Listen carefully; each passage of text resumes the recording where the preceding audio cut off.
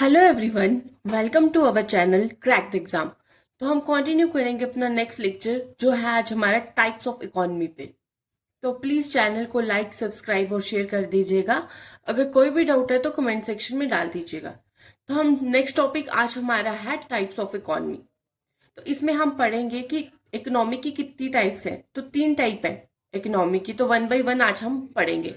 तो उसको पढ़ने से पहले कि व्हाट इज इकोनॉमी, इकोनॉमी क्या है, ये मैंने पीछे भी बताया था आपको जब इंट्रोडक्शन ऑफ इकोनॉमी था इकोनॉमिक्स का, कि इकोनॉमिक्स सब्जेक्ट है। और इकोनॉमी क्या बताई थी कि ये सिस्टम है जहाँ पे हम, पूरा एक सिस्टम है जहाँ पे हम क्या बताते हैं कि कैसे कंजप्शन, प्रोडक्शन, डिस्ट्रीब्यूशन, क्या प्राइस है, क्या सब कुछ है, वो टेक प्लेस होता है। तो इकोनॉमी हमारे पास सिस्टम है एक पूरा, जो बताता है कि consumption, production, distribution of the resources take place कैसे हो रहे हैं, ये सब कुछ के बारे में जो बता रहा है, दैट इज इकोनॉमी। तो वही चीज लिखी है। इकोनॉमी हमारे पास एक सिस्टम है जहां पे economic status like consumption, production, extra take place. ये मैंने पहले ही पढ़ा दिया आपको फर्स्ट क्लास में। ठीक है, तो आगे चलते हैं। जो मेन है आज का topic, that is type of economy. First हमारे पास जो आती है वो आती है कैपिटलिस्टिक इकोनॉमी। और कैपिटलिस्टिक इकोनॉमी को कहते हैं मार्केट या फ्री इकोनॉमी। 3 नाम है इसके। और सेकंड आती है central planned economy, central planned economy. और थर्ड आती है हमारे पास मिक्स इकोनॉमी। तो 3 इकोनॉमी पढ़ेंगे हम। तो वन बाय वन करके एक एक पढ़ते हैं। तो फर्स्ट हमारे पास आती है कैपिटलिस्टिक इकोनॉमी, जिसको कहते हैं मार्केट या फ्री इकोनॉमी। क्यों कहते हैं अब आपको खुद ही पता चल जाएगा कि इसका नाम क्यों पड़ा, कैपिटल वाले का मार्केट और फ्री क्यों पड़ा। और स्टार्ट करते हैं फर्स्ट एमसीक्यू से, जो आ सकता है पेपर में, कि जो कैपिटलिस्टिक इकोनॉमी है इसका फादर कौन है। इसके फादर है एडम स्मिथ। कौन फादर है इसके? Adam Smith. अब आपने पढ़ा इकोनॉमी में हम क्या पढ़ते हैं कि जो हमारा रिसोर्सेज है, डेफिनेशन भी पढ़ी थी ना इकोनॉमिक्स की जब, तो रिसोर्सेज की बात कर रहे हैं। हमारे रिसोर्सेज क्या लिमिटेड है, उसी चीज के बारे में बता रहा है कि जो रिसोर्सेज है उसका प्राइस, उसकी डिस्ट्रीब्यूशन, उसकी प्रोडक्शन जो भी है, उसको कंट्रोल कौन करता है यहाँ पे? मार्केट। कौन कंट्रोल कर रहा है? मार्केट। सब कुछ मार्केट कंट्रोल करती है, इसीलिए इसका नाम क्या पड़ा है? Market economy. क्या पड़ गया? Market economy. मतलब रिसोर्सेज का क्या प्राइस होना चाहिए, उसकी डिस्ट्रीब्यूशन कैसे होनी चाहिए, उसकी प्रोडक्शन कैसे होनी चाहिए, सब कुछ डिपेंड करता है मार्केट पे। और इसके फादर कौन है? Adam Smith. कौन है इसके फादर? Adam Smith. अब ये 3 प्रिंसिपल पे बेस्ड है। कितने प्रिंसिपल पे? 3। पहला है लेजर फेयर, दूसरा है कंपटीशन, तीसरा है मार्केट फोर्स। अब देखो, लेजियर फेयर का क्या मतलब है? ये कहता है कि इसमें क्या है, गवर्नमेंट का कोई इंटरफेरेंस नहीं होना चाहिए। अगर गवर्नमेंट का इंटरफेरेंस है ना, तो वो सेंट्रली प्लान्ड इकोनॉमी आती है, वो कैपिटलिस्टिक नहीं आती। अगर कैपिटल वाला है तो उसमें प्राइवेट सेक्टर आता है, गवर्नमेंट सेक्टर नहीं आता। ठीक है, तो प्राइवेट सेक्टर जहां पे भी है, दैट इज कैपिटलिस्टिक। तो यहाँ पे लेजर फेयर 3 प्रिंसिपल है। कहता है गवर्नमेंट का कोई इंटरवेंशन नहीं है, क्योंकि ये प्राइवेट सेक्टर कंपनीज है। तो प्राइवेट वाला है तो गवर्नमेंट का इंटरफेयर नहीं है, तो उसको कहते हैं लेजर फेयर। देखो, जब गवर्नमेंट नहीं है, प्राइवेट है, और आपको पता है जहां पे प्राइवेट सेक्टर होता है वहां पे मार्केट क्या होती है? एक्टिव। क्योंकि वहां पे क्या होता है, एक बंदा आगे जा रहा है, दूसरा रह गया पीछे, तो वो अपनी इनोवेशन लाते हैं एक्स्ट्रा एक्स्ट्रा कि उसमें ऐड करें ताकि हमें क्या हो जाए? बेनिफिट। तो वो जो मार्केट है ना, वो इनएक्टिव नहीं रहती, वो क्या रहती है? एक्टिव। की मतलब उनको पता है कि अगर हमारा कुछ भी प्रोडक्ट में ऊपर नीचे हो गया तो हमारी वैल्यू क्या हो जाएगी? डाउन। तो हम मार्केट हमेशा क्या रहती है? एक्टिव। और ये सेक्टर जो डोमिनेट होता है वो कौन करता है इसको? या मार्केट। और दूसरा सेक्टर क्या? प्राइवेट। तो कैपिटलिस्टिक इकोनॉमी में हमने पढ़ा कि मार्केट या प्राइवेट सेक्टर इसको डोमिनेट करता है। तो वो इकोनॉमी जहां पे प्राइवेट सेक्टर सब कुछ डिसाइड करता है, या मार्केट बोल सकते हो, या प्राइवेट सेक्टर जहां पे ये बताता है कि इसकी रिसोर्सेज, इसकी प्रोडक्शन, उसका डिस्ट्रीब्यूशन कौन कंट्रोल करेगा? प्राइवेट सेक्टर या फिर मार्केट। तो इसको कहते हैं मार्केट इकोनॉमी। क्या बोलते हैं? Market economy. अब फर्स्ट प्रिंसिपल समझ आ गया, लेजर फेयर। लेजर फेयर का मतलब गवर्नमेंट की कोई इंटरवेंशन नहीं, जो भी है वो प्राइवेट सेक्टर करेगा। दूसरा प्रिंसिपल, कंपटीशन। अब प्राइवेट सेक्टर है और आपको पता है प्राइवेट सेक्टर वाले क्या करेंगे, वहां पे तो कंपटीशन होगा होगा, क्योंकि जो कंज्यूमर है वो इंडिपेंडेंट है। देखो, कंज्यूमर क्या है? इंडिपेंडेंट है। वो उसको जो मन किया, जैसे कोई एक कंपनी है, मतलब पेस्ट की कंपनी लगा दो, कोलगेट है, पेप्सोडेंट है, अगर वो सब में क्या चेक करेगा कि किसका अच्छा है, क्या लेवल अच्छा है कि उससे दांत साफ अच्छे होंगे, क्या है, क्या बजट भी चेक करेगा, प्राइस क्या है उसका, ये सब कुछ। तो इसीलिए कंपटीशन क्या है प्राइवेट सेक्टर में, सबसे इंपॉर्टेंट पॉइंट क्या है, कंपटीशन। और third, market force. Private sector जो है वो किस पे वर्क करता है, डिमांड एंड सप्लाई।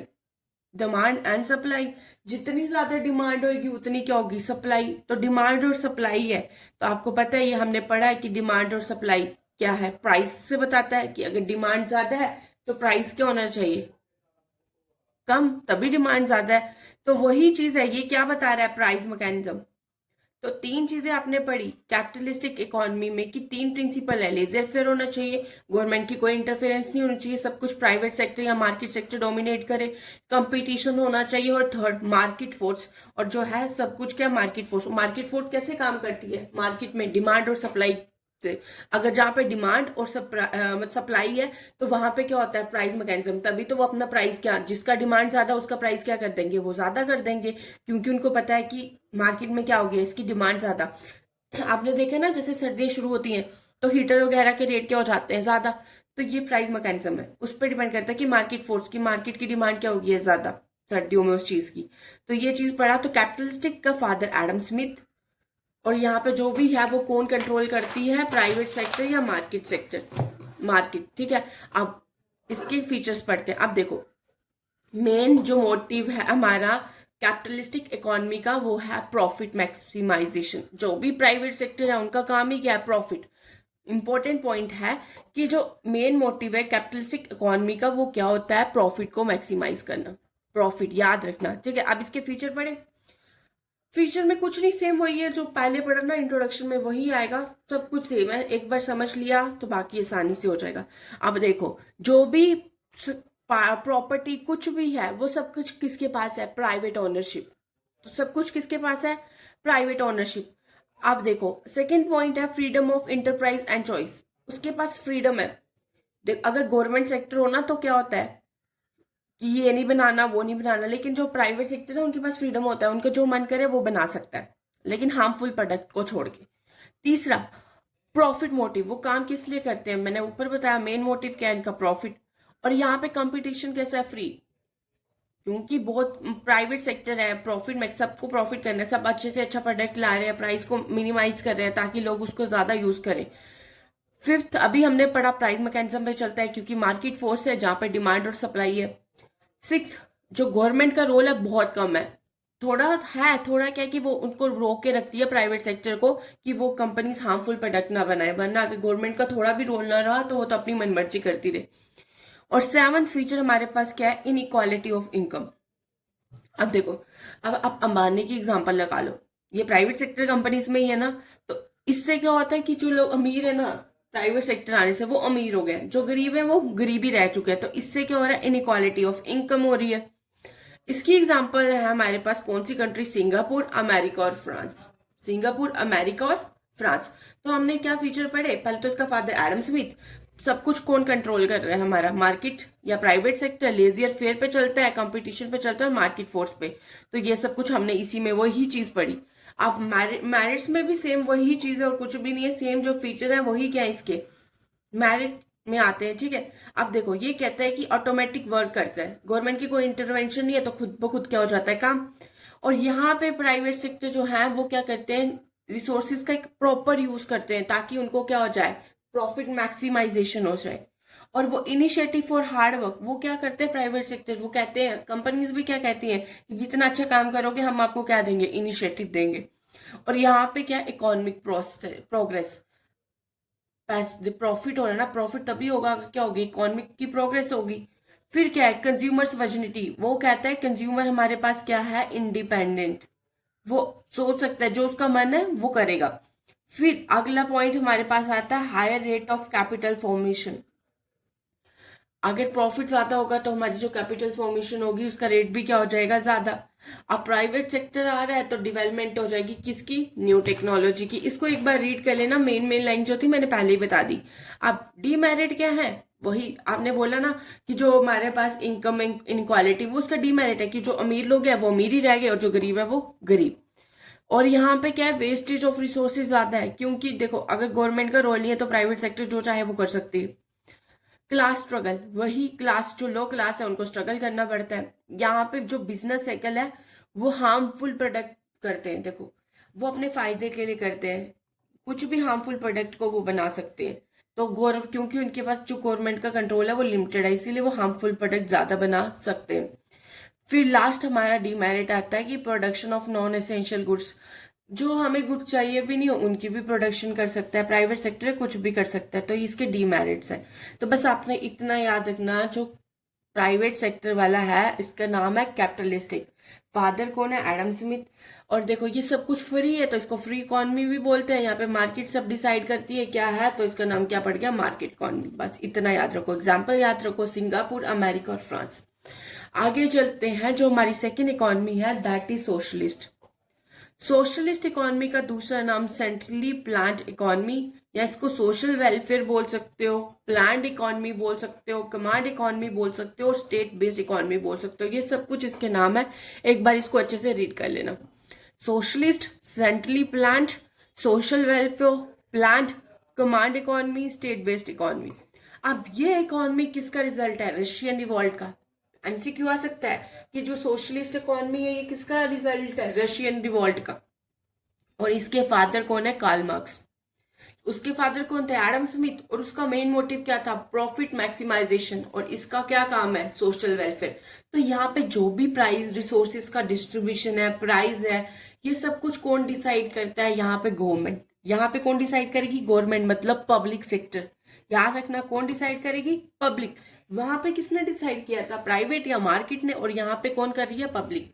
अगर गवर्नमेंट कोई भी चीज करती है वो लोगों का वेलफेयर ही देखती है, तभी इसका मेन मोटिव क्या है, सोशल वेलफेयर। तो इसका मेन मोटिव क्या हो गया, सोशल वेलफेयर।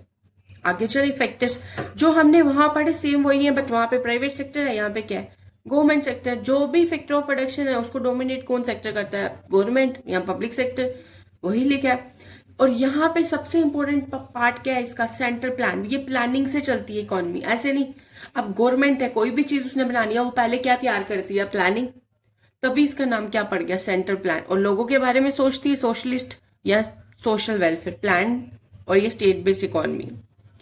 ये पता चल गया, तीन फीचर पता चल गया। आगे चले, वही सेम लाइन है जो मैंने पहले बताया, वही ये सब कुछ, एक एक में याद रखो। मैक्सिमम सोशल वेलफेयर, क्योंकि गवर्नमेंट है तो गवर्नमेंट यही चाहती है कि लोगों का क्या हो, अच्छे से अच्छा भला हो जाए। यहाँ पे कोई कंपटीशन नहीं होता, क्योंकि गवर्नमेंट है, गवर्नमेंट को कोई कम्पीट नहीं करता। कोई प्राइस मैकेनिज्म नहीं है, मार्केट फोर्स पे चली नहीं रही है, क्योंकि जो गवर्नमेंट दे रहा है वो तो लेना पड़ेगा। इक्वालिटी ऑफ इनकम, सबको एक जैसे मिल रहा है, इक्वल अपॉर्चुनिटी भी इक्वल मिल रही है। और यहाँ पे क्लास लेस सोसाइटी है, ये नहीं कोई अमीर है कोई गरीब है, उसको ऐसा, जो सबको क्या मिल रहा है, बराबर। अब इसके मेरिट्स है, सेम वैसा ही है, ऊपर वाला जो फीचर्स होते हैं वही क्या है, उसके मेरिट है। अब रिडक्शन इन इक्वालिटी वही पड़ा, इक्वालिटी ऑफ इनकम। अब जो रिसोर्सेज है उसकी रैशनल एलोकेशन ऑफ रिसोर्सेज, सोच समझ के वो डिसीजन लेते हैं कि क्या मार्जिन रेट पे, क्या नहीं, प्रॉपर यूज करके उसका बताते हैं। और यहाँ पे अब्सेंस ऑफ क्लास कन्फ्लिक्ट्स। अब क्लास में ये नहीं है तू अमीर है मैं गरीब हूँ, लोअर क्लासेस अपर क्लासेस, ऐसा कुछ भी नहीं है, सबको एक जैसा। जो बिजनेस साइकिल पीछे चल रहा था, हार्मफुल प्रोडक्ट बनाता, लेकिन गवर्नमेंट ऐसा नहीं करती, गवर्नमेंट एक यूजफुल प्रोडक्ट बनाती है, तो बिजनेस साइकिल का क्या हो जाता है, एंड। और ये क्या करती है, प्रमोट करती है सोशल वेलफेयर, लोगों का भला। और इसकी आपको पता है, जहां पे गवर्नमेंट सब कुछ कंट्रोल में अपने रखती है, एग्जाम्पल सबसे best country that is north Korea, सबने सुना होगा। वहां पे सारा कंट्रोल किसके पास है, गवर्नमेंट के पास। जहां पे सब कंट्रोल गवर्नमेंट के पास होता है, that is socialist economy, social welfare सोचती है। एग्जाम्पल है इसकी रशिया, क्यूबा, नॉर्थ कोरिया। अब इसके डीमेरिट क्या है, जहां पे सोशल मतलब गवर्नमेंट का है सब कुछ, उसके भी डीमेरिट है। पहला क्या, रेड टेपिज्म या ब्यूरेसी। रेड टेपिज्म क्या होता है, टेपिज्म यहाँ पे ना डिसीजन गवर्नमेंट लेती है, जब कुछ काम कराना है। प्राइवेट सेक्टर में आपको पता है जल्दी से हो जाता है उनको, क्योंकि हम पैसा दे रहे तो हम बोलेंगे ये करो। लेकिन गवर्नमेंट में क्या है कि वो फाइल्स टेबल पे ही रह जाती है। कोई भी काम कराना है वो टाइमली होगा, 1-2 महीना लग जाएगा, 3 महीने लग जाएंगे, ये सबसे बड़ा डीमेरिट है। और दूसरा, यहाँ पे कोई इनिशिएटिव नहीं है, इनिशिएटिव नहीं देता या कोई कुछ नहीं लेता, ना उनको इंसेंटिव मिलता है। जैसे प्राइवेट सेक्टर में कहते हैं ना कि आप अच्छा काम करोगे आपको इतना बोनस मिलेगा, इतना इनिशिएटिव मिलेगा या इतना इंसेंटिव मिलेगा, इनिशिएट करो इस प्रोसेस को। तो यहाँ पे इंसेंटिव नहीं मिलता, क्योंकि सब कुछ कौन डिसाइड कर रहा है, गवर्नमेंट। अब वहां पे फ्रीडम ऑफ चॉइस था, यहाँ पे फ्रीडम ऑफ चॉइस नहीं है, जो है वही लेना पड़ेगा। और कंसंट्रेशन ऑफ द पावर, सब कुछ किसके पास है? गवर्नमेंट के पास। ये इकॉनमी वर्क करती है किस पे? इंपॉर्टेंट पॉइंट है, मैंने अंडरलाइन कर दिए, यहाँ पे अच्छे से रीड करना। अभी बोला कि सोशलिस्ट इकॉनमी, गवर्नमेंट वर्क करती है प्लानिंग पे, और इसी बेस पे इन्होंने एक कमीशन बनाया था जिसका नाम था प्लानिंग कमीशन। क्या नाम था? Planning commission. तो आज आपको सबको पता है प्लानिंग कमीशन का नाम चेंज हो गया, दैट इज नीति आयोग। जो प्लानिंग कमीशन था उसको बनाया किसने था? सोवियत यूनियन मॉडल, रशिया का। किस पे बेस्ड था वो? सोवियत यूनियन मॉडल, रशिया का। किसके टाइम बनाया था? पंडित जवाहरलाल नेहरू के टाइम। किसके टाइम पे बनाया था? पंडित जवाहरलाल नेहरू टाइम पे। तो जो हमारी गवर्नमेंट, मतलब जो हमारा पब्लिक सेक्टर है, वो वर्क करता है प्लानिंग कमीशन पे, जो बनाया किसने है? सोवियत यूनियन मॉडल ने, बाय पंडित जवाहरलाल नेहरू। अब इसका नाम चेंज होकर प्लानिंग कमीशन का क्या बन गया है? नीति आयोग। क्या बन चुका है? नीति आयोग। जो इंडिया की इकॉनमी थी पहले, वो क्या थी? सोशलिस्ट। क्या थी? सोशलिस्ट। किसके टाइम पे? पंडित जवाहरलाल नेहरू। जब पंडित जवाहरलाल नेहरू थे तो इंडिया की इकॉनमी कैसी थी? सोशलिस्ट। लेकिन जब नरसिम्हा राव की गवर्नमेंट आई तो इंडिया की इकॉनमी कैसी चलेगी? मिक्स्ड। अगला टॉपिक वही है, हम पढ़ेंगे। लेकिन याद रखना, पंडित जवाहरलाल नेहरू के टाइम पे इंडियन इकोनॉमी सोशलिस्ट, लेकिन जब नरसिम्हा राव आए तो इंडियन इकोनॉमी कैसी होगी? मिक्स्ड। अब सोशलिस्ट का क्या मतलब होता है कि देखो, अभी मैंने बताया सोशलिस्ट को स्टेट इकोनॉमी भी बोलते हैं। सब कुछ स्टेट मतलब गवर्नमेंट, जो भी इंडस्ट्रियल एग्रीकल्चर सेक्टर है सब कुछ कौन प्रमोट करता है? स्टेट। ये हो गया हमारा सोशलिस्ट। तो इसके फादर कौन थे? Karl Marx. यही पढ़ा कि सब कुछ कौन करेगा? गवर्नमेंट। तो मेन मोटिव क्या है? सोशल वेलफेयर, और वर्क करता है प्लानिंग कमीशन। थर्ड चले हम। थर्ड हमारी आती है मिक्स इकोनॉमी। मिक्स इकोनॉमी का नाम इंडियन इकोनॉमी या कीनेशियन इकोनॉमी। इसके फादर हैं कीनीस, तभी नाम पड़ गया कीनेशियन इकोनॉमी। अब वो रिजल्ट था रशियन रिवॉल्ट का, और ये रिजल्ट है ग्रेट डिप्रेशन। किसका? Great depression. अब कहता है रशिया में इंडस्ट्रियल रिवॉल्ट चल रही थी। रशिया में क्या हो रहा था? इंडस्ट्रियल रिवॉल्ट चल रही थी, जिसकी वजह से वहां की जीडीपी क्या होगी? कम। जहां की जीडीपी कम, वहां की ग्रोथ भी क्या हो जाएगी? कम, और उनकी इकोनॉमी भी क्या होगी? कम। तो उस केस में क्या हुआ? जो हमारी सोशलिज्म था, कैपिटलिज्म था, दोनों क्या हो गए? फेल। गवर्नमेंट सेक्टर भी फेल और प्राइवेट सेक्टर भी फेल। अब क्या करें? वहां पे क्या आ गया? Great depression. फिर उन्होंने डिसाइड किया कि दोनों को इकट्ठा करके एक इकोनॉमी बनाते हैं, उसका नाम डाल दिया उन्होंने मिक्स इकोनॉमी। तो याद रखना, इसके फादर थे कीनीज, और ये किसका रिजल्ट है? Great depression. तो जो कीनीज थे, इन्होंने बोला कि इन्होंने सजेशन दी कि एक काम करते हैं, जब दोनों इकोनॉमी फेल होगी तो इन्होंने कहा कि एक मिक्स्ड इकोनॉमी बनाते हैं। और उन्होंने अपनी बुक में बोला, जिस बुक का नाम था the journal theory of employment, interest and money. 1936 में ये बुक निकाली, जिसपे इन्होंने बोला कि हम एक इकोनॉमी बनाएंगे जिसका नाम क्या है? Mixed economy. और कौन सी बुक दी? General theory of employment, interest and money. अब उसके बाद जो इंडियन इकोनॉमी को कहा गया मिक्स्ड इकोनॉमी। इंडियन इकोनॉमी क्या होगी? मिक्स। मिक्स का मतलब दोनों सेक्टर, पब्लिक मतलब गवर्नमेंट सेक्टर, प्राइवेट सेक्टर मतलब जहां पे मार्केट का कंट्रोल है। तो इंडियन इकोनॉमी कैसी इकोनॉमी है? मिक्स। तो मिक्स्ड कौन होती है? जहां पे पब्लिक भी होता है और प्राइवेट भी होता है। याद रखना, इंडियन इकोनॉमी 90% सोशलिस्ट थी। कौन सी थी तब? 90%। जब इसने सजेशन दी 90% सोशलिस्ट ही थी। तो ये जो प्लान था, ये कौन से प्लान में इंक्लूडेड हुआ? Second 5 year plan. तो प्लानिंग बनते थे ना 5 ईयर के, तो ये सेकंड, ये जो उसने बोला मिक्स्ड प्लान, मिक्स्ड इकोनॉमी का, तो इसको किस में इंक्लूड किया गया? सेकंड 5 ईयर प्लान में। इसकी एग्जांपल हमारा इंडिया फॉलो करता है मिक्स्ड इकोनॉमी, इंग्लैंड फॉलो करता है, और ब्राजील। अब कुछ इंपॉर्टेंट फैक्ट्स हैं तो पढ़ लेना उसको। क्या लिखा हुआ है? जो मिक्स्ड इकोनॉमी है किसका रिजल्ट है? जो हमें क्या था, हमारा ग्रेट डिप्रेशन था, उसके लिए रेमेडी बनाएगी। रेमेडी फॉर ग्रेट डिप्रेशन या डिप्रेशन, उस क्योंकि वहां पे दोनों क्या थी? फेल। तो रेमेडी क्या बनाई? मिक्स की, दोनों को इकट्ठा कर देते हैं।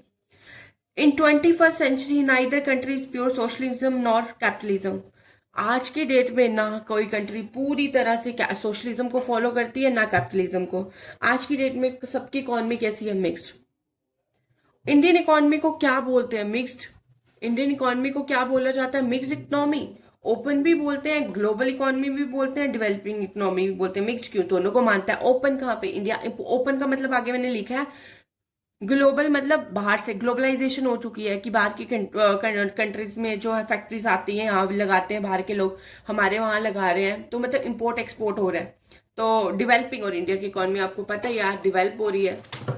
अब मैंने बोला ना ओपन का मतलब आगे समझाती हूँ। अब हमारे पास इकोनॉमी दो टाइप की है, एक होती है ओपन और दूसरी होती है क्लोज।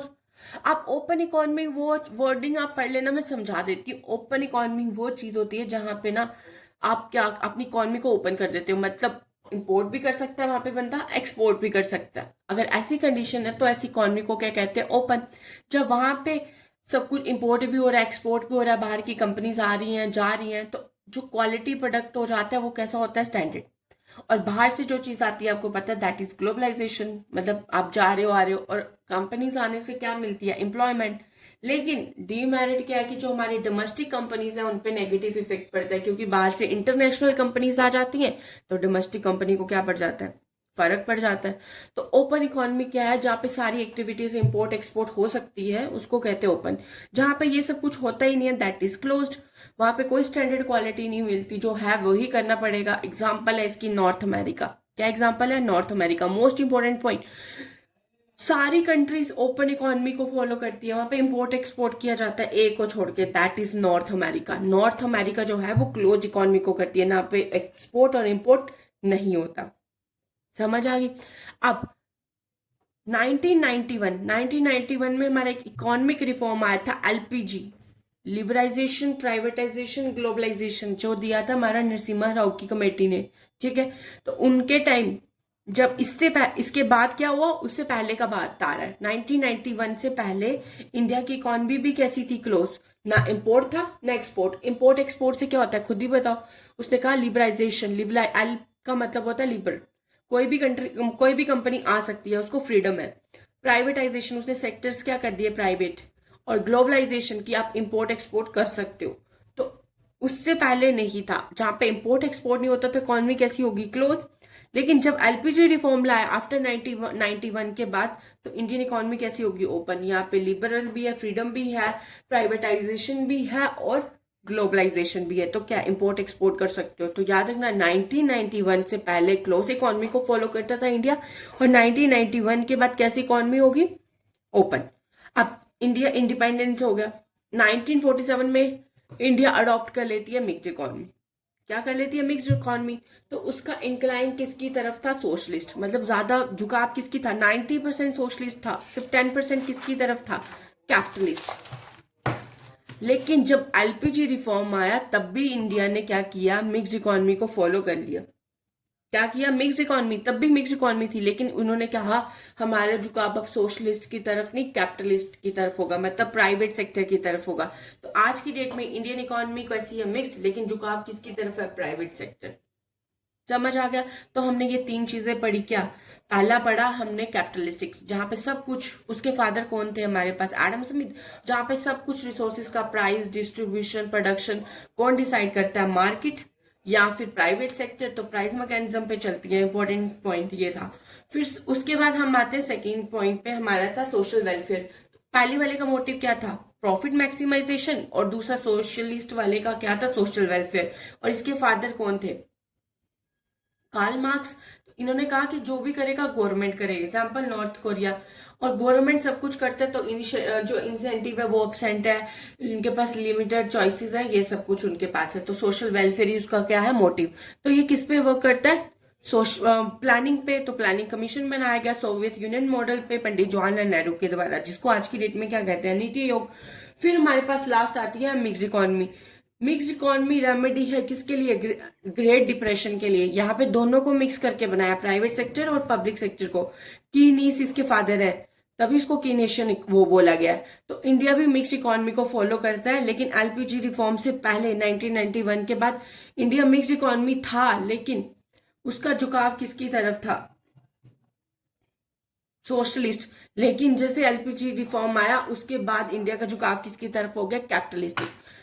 समझ आ गया। तो इसी के साथ हमारा टॉपिक आज का खत्म होता है। तो कल हम मिलेंगे इसके एमसीक्यूज के साथ। ठीक है, thank you everyone for watching.